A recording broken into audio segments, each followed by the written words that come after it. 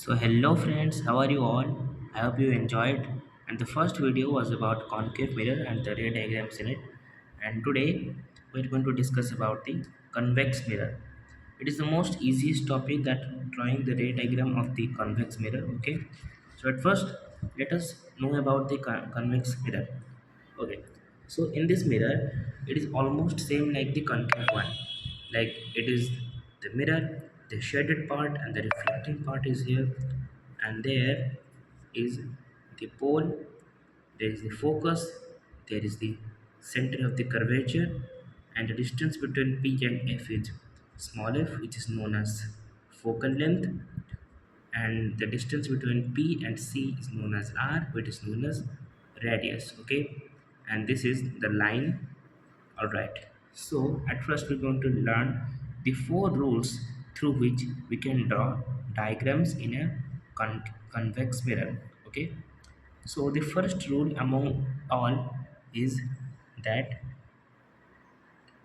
the if the light ray that is coming towards the mirror is parallel to the principal axis, then it will go bound by taking the path of f. मुझे पता है आप में से लगभग सभी को तो नहीं पर कुछों को समझ में नहीं आया होगा। तो बेसिकली जब भी कोई लाइट रे प्रिंसिपल एक्सिस के साथ पैरेलल होके जाती है तो वो डेफिनेट सी बात है, वो एफ से एक रास्ता चुनकर रिफ्लेक्ट होगा इस तरीके से। वो एफ का रास्ता चुना है, ठीक है। दूसरी बात ये है कि जब भी कोई लाइट रे एफ पर डाला जाता है, यानी कि एफ के डायरेक्शन में डाला जाता है, तब वो light ray parallel to principal axis होकर चला जाता है। तीसरे रूल्स यानी कि जब भी कोई लाइट रे पी पर डाला जाता है तो वो जिस एंगल पे आता है उसी एंगल पे ए इक्वल टू पी के एंगल पे चला जाता है इस तरीके से। चौथा रूल जो कि है कि जब भी कोई लाइट रे सी पर डाला जाता है, यानी कि सी के तरफ डाला जाता है, तो उसी रास्ते में चला जाता है जिस रास्ते से वो आया था, ठीक है। तो उन रूल्स को इस्तेमाल करके हम दोनों के दोनों केसेस को देख लेंगे, क्योंकि सिर्फ और सिर्फ दो ही केस है।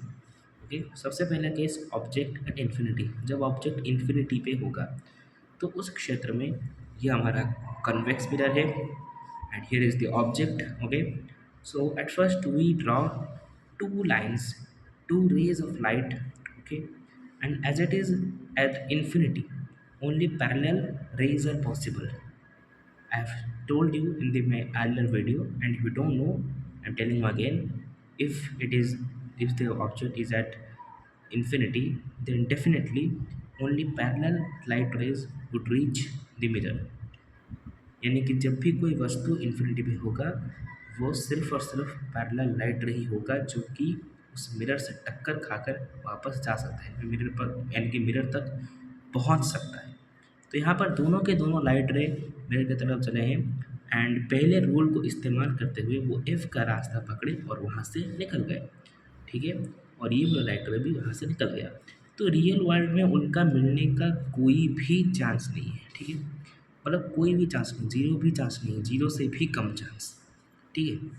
उसके बाद हम किस तरीके से यहाँ पर इमेज का गठन करेंगे, तो ये तो दोनों के दोनों लाइट रे हैं जो कि रिफ्लेक्ट होकर गए हैं, उनका रिफ्लेक्टिंग पाथ को हमें पीछे की तरफ मोड़ना है, जैसे कि हमने पिछली बार किया था।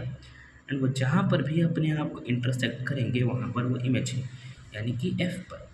तो इस इमेज का प्रकृति जान लेते हैं। वो एफ पर है, हाईली डिमिनिश्ड है, वर्चुअल है और इरेक्ट है। वैसे तुमको पता नहीं चल रहा है कि इरेक्ट है या इन्वर्टेड है, बट इसको मैथमेटिकली प्रूव किया गया एंड ये इरेक्ट निकला, ठीक है। अब चलते हैं दूसरे रूल के ऊपर, जो कि है ऑब्जेक्ट एट फाइनाइट डिस्टेंस। तो जब कोई ऑब्जेक्ट फाइनाइट डिस्टेंस पे होगा तो उसमें से पैरेलल रेज तो आएंगे, बट अलग रेज भी आएंगे, ठीक है।